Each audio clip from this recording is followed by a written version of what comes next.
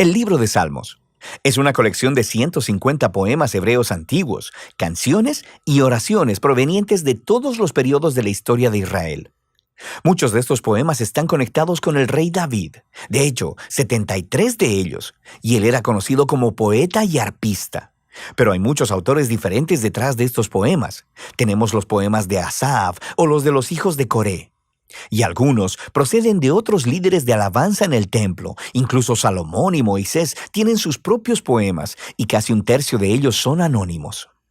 Ahora, muchos de estos poemas fueron utilizados por los coros que cantaban en el templo de Israel, pero el libro de Salmos en realidad no es un himnario.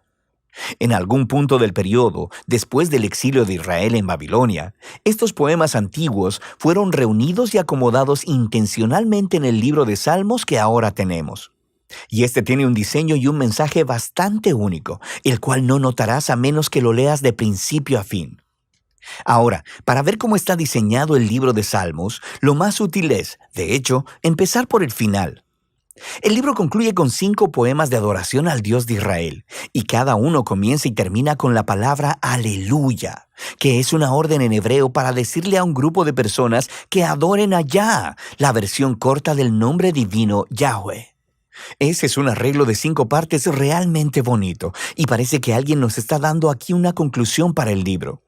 Así que nos invita a hacer la pregunta, ¿tiene el libro otras señales de diseño intencional?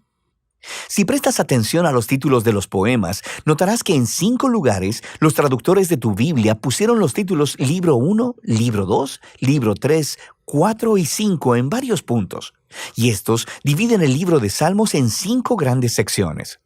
La razón para esto es que los últimos poemas en cada una de estas secciones tienen un final muy similar que luce como una adición editorial.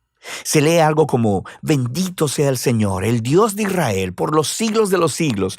Amén y amén. Así que el libro tiene una conclusión y una organización interna en 5 partes principales. Así que lo natural es ir al principio a buscar una introducción. ¿Y qué encontramos?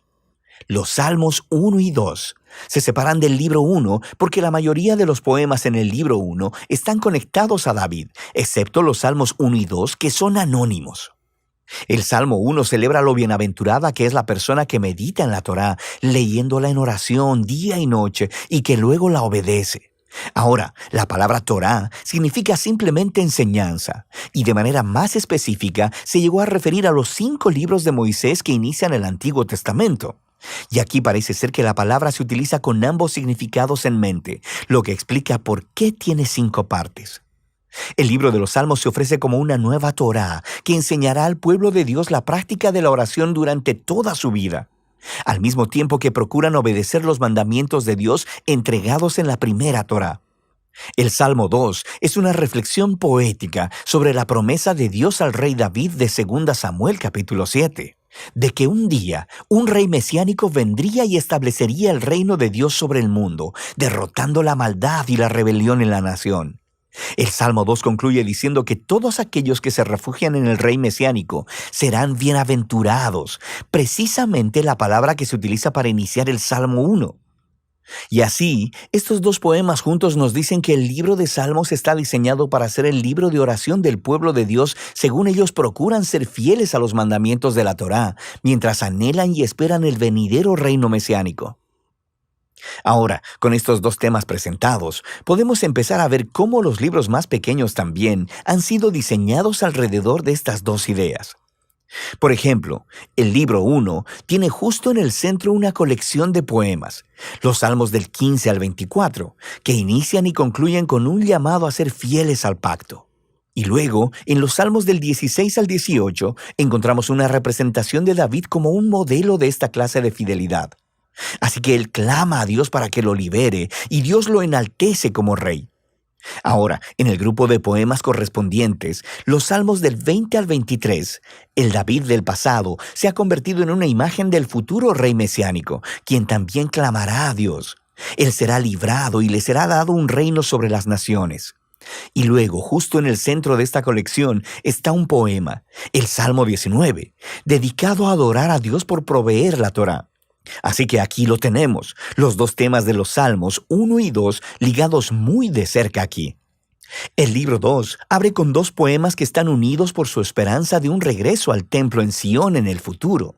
Y esta es una imagen muy asociada con mucha proximidad a la esperanza del reino mesiánico. Luego, el libro 2 cierra con un poema que representa el futuro reino del rey mesiánico sobre toda la nación. Este poema es realmente asombroso porque hace eco de todos estos otros pasajes de los profetas acerca del reino mesiánico. Y concluye diciendo que este rey traerá el cumplimiento de la antigua promesa de Dios a Abraham sobre traer bendición de Dios a todas las naciones. El libro 3 también concluye con un poema que reflexiona sobre la promesa de Dios a David, pero esta vez a la luz del exilio de Israel. Así que el poeta recuerda cómo Dios dijo que nunca abandonaría al linaje de David, pero ahora está observando la rebelión de Israel, su resultado, la destrucción, el exilio y la decadencia del linaje de David. Así que el poeta termina pidiéndole a Dios que nunca olvide su promesa a David. El libro 4 está diseñado a responder a esta crisis del exilio. Así que el poema inicial nos regresa a las raíces de Israel con la oración de Moisés, y el autor hace lo que Moisés hizo en el monte Sinaí después del incidente del becerro de oro: clamar al Señor por su misericordia.